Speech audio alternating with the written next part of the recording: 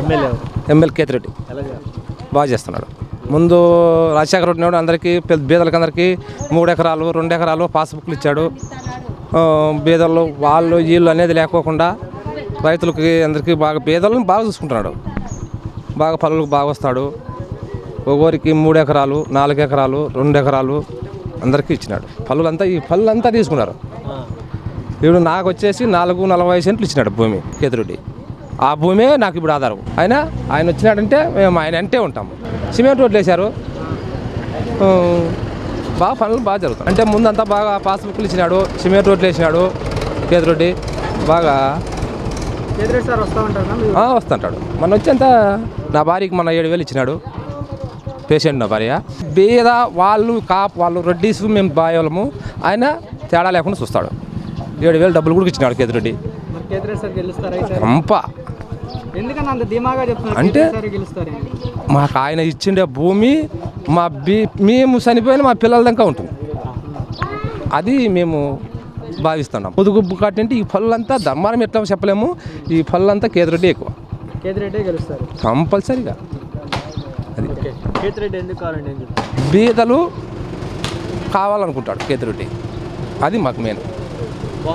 బాగుంది, పక్కా బాగుంది. కేతిరెడ్డి గారు చెప్పాల్సిన అవసరం లేదు. మీరు ప్రజల్లోనే తిరుగుతున్నారు. పొద్దున్న లేవగానే ఇంటింటికి ఏ సమస్య ఉంది, ఏమన్నా ప్రాబ్లం ఉందా, ప్రతి చిన్న పెద్ద ప్రతి ఒక్కరిని అడుగుతున్నారు. ఏమైనా ఇన్ కేస్ ఆయన ఇంటింట ప్రోగ్రాంలు వెళ్తున్నప్పుడు ఏదైనా చిన్నపిల్లల వాళ్ళు కానీ ఏదైనా అనగవారి వర్గాలు కానీ చదవకోకుండా వాళ్ళ సమస్యలు ఉంటాయి, తల్లిదండ్రులు లేక వాళ్ళ అలాంటి వాళ్ళని కూడా ఇమ్మీడియట్గా ఆ సరౌండింగ్స్లో ఎవరైతే అధికారులు ఉన్నారో వాళ్ళందరినీ పిలిపించి వెంటనే వీళ్ళని స్కూళ్ళకి చేర్చాలి అని ప్రతి ఒక్కరిని అడుగుతున్నాడు. ప్రజల్లో మన సోషల్ మీడియాలో యాక్టివ్గా ఉంటున్నాడు.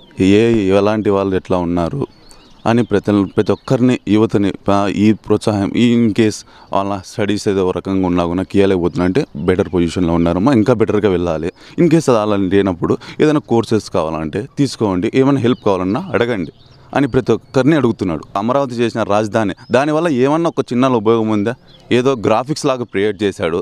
అదొకటే, ఒక గుంటూరు వ్యవస్థ ఒకటే ఫలితం మీద మిగతా రాయలసీమ ఇవన్నీ ఉన్నాయి. సో దానివల్ల ఆయన విజృంభించి ఒక్కోటి రాయలసీమలో కోస్తాలు ఇవన్నీ ఉండడం వల్ల ఆల్రెడీ వైజాగ్ అనేది డెవలప్ అయింది. దాన్ని డెవలప్ అయిందని చేస్తారా? అసలు ఏమీ లేని దాన్ని డెవలప్మెంట్ చేస్తే ఎన్ని కోట్లు లాస్ అవుతుంది. ఇప్పుడు ఆయన 10 ఏళ్ళు ఉన్నా ఆయన రాజధాని లేదని చెప్తున్నాడు. కానీ అదే అమరావతిని ఇప్పుడు 10 ఏళ్ళు అయిపోయింది.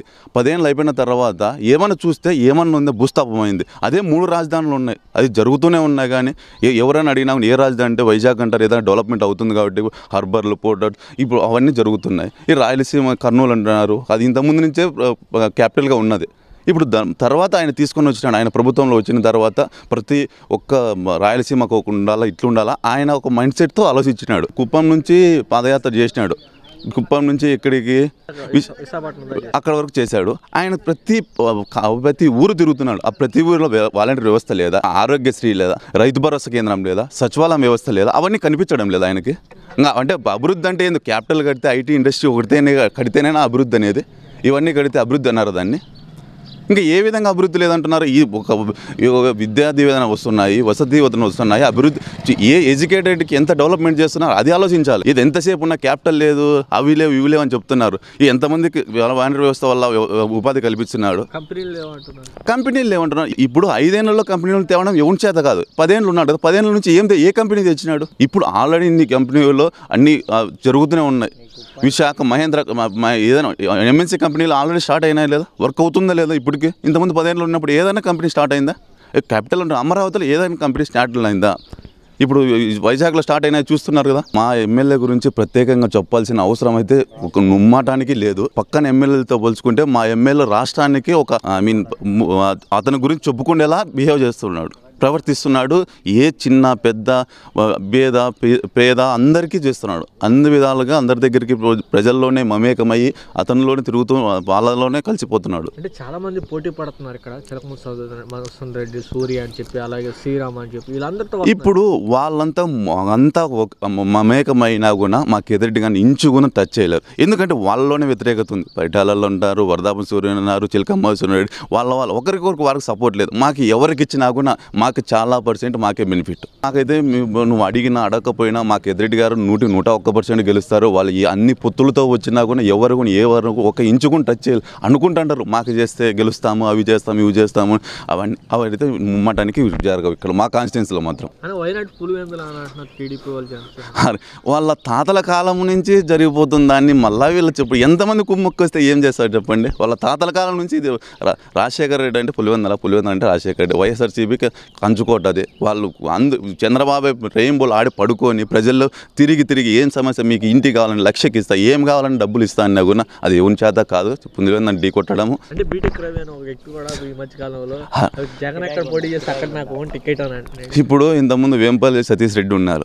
ఆయనది ఏదో ఆయన బుద్ధి తెచ్చుకొని ఇది మన ఈ చేత కాదరా, పులివెందులో గెలవడం మా చేత కాదరా, బీటెక్ ఏదో కొద్దిగా అంతో ఇంత డబ్బు ఉంది, ఎమ్మెల్సీగా గెలిచినాడు, కిరాయిగా చేసి చంద్రబాబు గారు ఉన్నారు, ఆయన ప్రోత్సహిస్తున్నాడు, నేను ఎంతనే నీకు డబ్బులు ఇస్తా, వాడిని వ్యతిరేకంగా మాట్లాడు అని చెప్పి మాట్లాడితే ఇప్పుడు నాకు డబ్బు ఇచ్చినా కూడా నేను ఏమైనా మాట్లాడతా, నేను వెనకలు నాకు అండున్నారు, అండతో నేను ఏమైనా మాట్లాడతా, ఏదో నీకు ప్రాబ్లం అయితే అక్కడ వెళ్ళిపోద్దా అని అన్ని. ఇప్పుడు ప్రజలు ఏమైనా చెప్తారు, ప్రజల్లో ఉంది తీర్పు అనేది. ఒక 2 నెలల్లో ఉంటే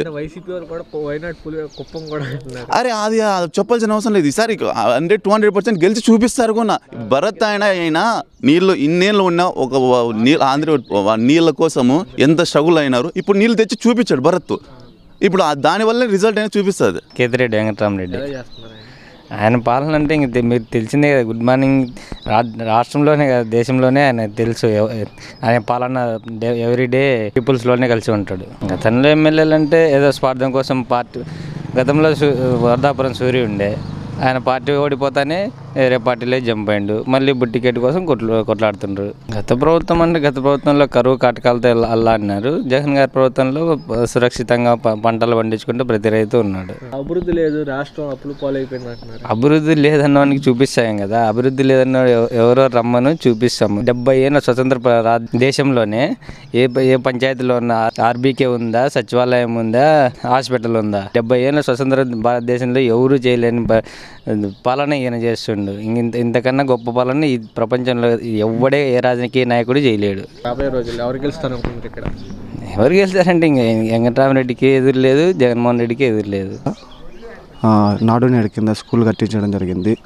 అలాగే సీసీ రోడ్లు కూడా వేయడం జరిగింది. గత ప్రభుత్వంలో రోడ్లు సరిగ్గా లేకపోయా, అంటే గుంతలు ఉండి పోవడానికి కూడా ఇబ్బందిగా ఉండే. ఏమన్నా ఒకవేళ ఎమర్జెన్సీ కేసు వచ్చినా కూడా పోయేకి చాలా కష్టంగా ఉండే. జగనన్న వచ్చిన తర్వాత రోడ్లు వేయించడం జరిగింది. ఇంతకుముందు గత ప్రభుత్వంలో ఎక్కడే కానీ పంటలు పండక్క చాలామంది ప్రజలు వలసపోయడం జరిగింది బెంగళూరుకి. అక్కడ పని చేసుకోవడం జరిగింది.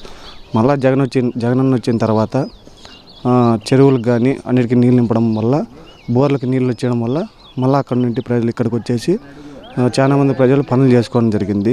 ఇప్పుడు ఎంతో సంతోషంగా ఉన్నారు. స్థానికంగా ఎమ్మెల్యే గారు ఎలా ప్రోత్సహిస్తాడు ప్రజలు కానీ యువతను కానీ ఎలా? ఆయన మనకి ఏదైనా ఇబ్బంది కలిగినా, ఏదైనా అవసరం వచ్చినా కూడా మనం ఇంటికాడ పోయినామంటే ఆయన సొంత మనిషిలా మనల్ని పిలుచుకొని మీ సమస్య ఏమైనా ఉన్నా కూడా నేను నెరవేరుస్తానేసి క్షణాల్లో నెరవేర్చిన కాలాలు కూడా ఉన్నాయి. ప్రతి ఒక్కటి నెరవేర్చినాడు. ఎవరికైతే చేయను అని ఉండే మాట ఇంతవరకు చేయలేదు, ప్రతి ఒక్కరికి చేసినారు. మా విలేజ్కి వచ్చి 2 times వచ్చాడు. రీసెంట్గానే వచ్చి ప్రతి ఇంటి గడపకి తిరిగినాడు. మీకు ఏమైనా సమస్యలు ఉంటే డైరెక్ట్ నా దగ్గరకు వచ్చి అడగండి అన్నారు.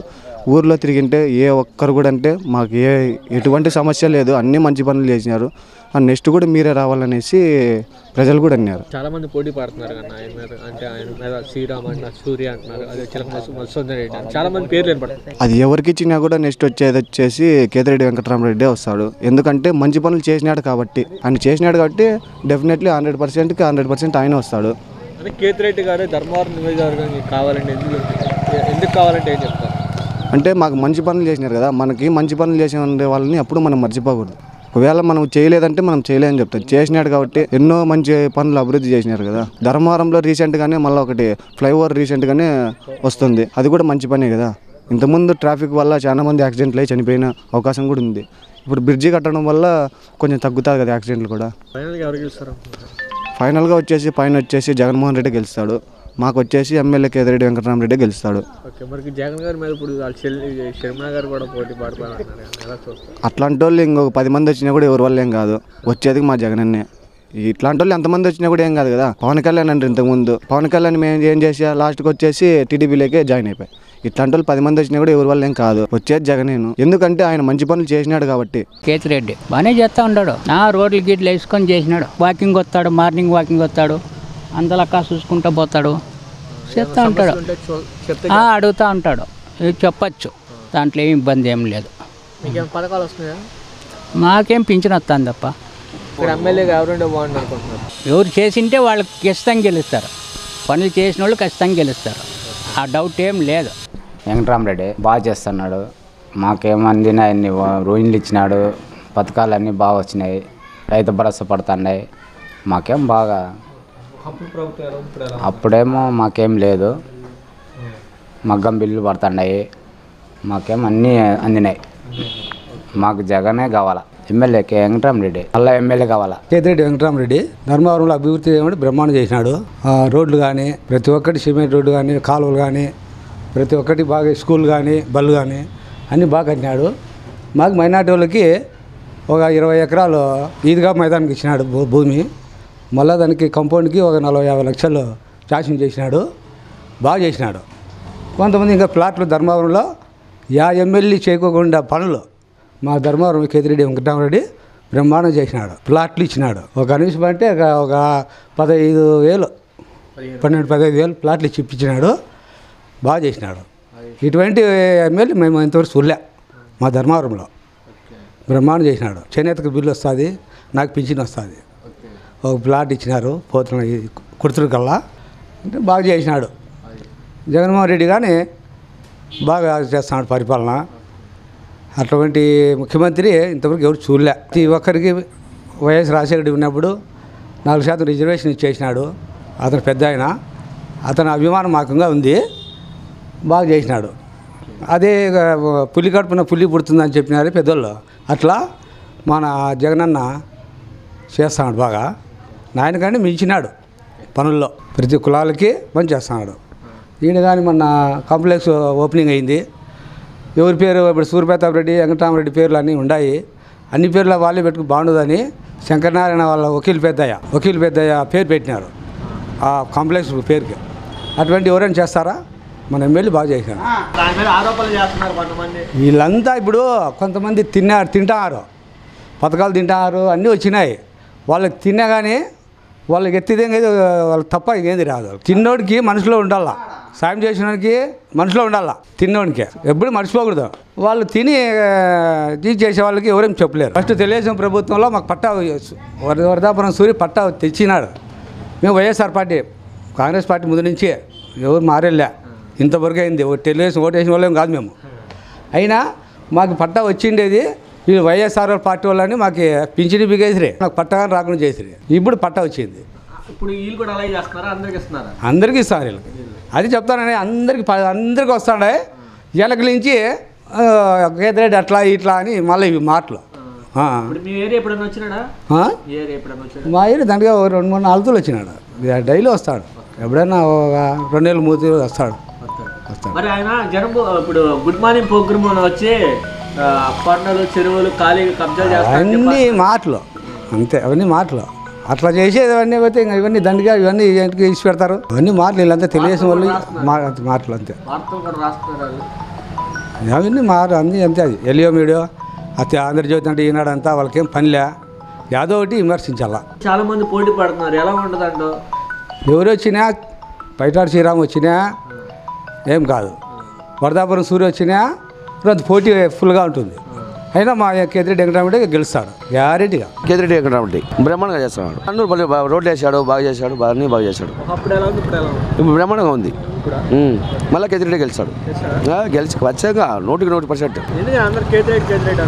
కేతిరెడ్డి బ్రహ్మాండంగా గెలుస్తాడు, బ్రహ్మాండంగా చేస్తున్నాడు. ఏమైంది? జగన్మోహన్ రెడ్డి మళ్ళీ సీఎం అవుతాడు, బ్రహ్మాండంగా అవుతాడు ఖచ్చితంగా 100% మళ్ళీ చెప్తాను నేను. ఎవరు సైకో అనేది? సైకో ఎవరు? సైకోనా? దేశాన్ని పరిపాలించినోడు జగన్మోహన్ రెడ్డి సైకో అంటాడా? అది మనం అట్లా మాట్లాడకూడదు, తప్పు. అది బ్రహ్మాండంగా చేస్తున్నాడు మా ఎమ్మెల్యే, బ్రహ్మాండంగా చేస్తున్నాడు. గెలిచి ఖచ్చితంగా 190% కేతిరెడ్డి బ్రహ్మాండంగా గెలుస్తాడు. చాలా మంది పోటీ పడుతున్నారు కదా మరి. ఏ ఊరు పోటీ పడినా కానీ మనకు బాగా చేస్తున్నానికి బాగా చేస్తాడు.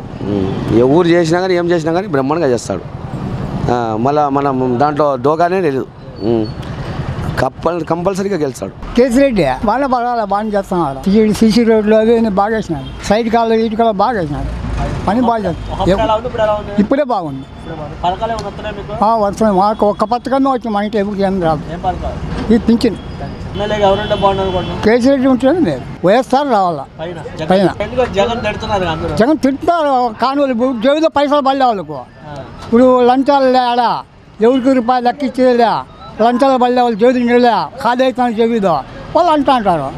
వాళ్ళకి కష్టపడుతున్నా అంటారు. ఇప్పుడు ఒక్కరికి పింఛన్లు ఇస్తున్నారు, 1 రూపాయలు లంచం ఏం బాగా చేస్తున్నారు. ఇది పద్ధతి.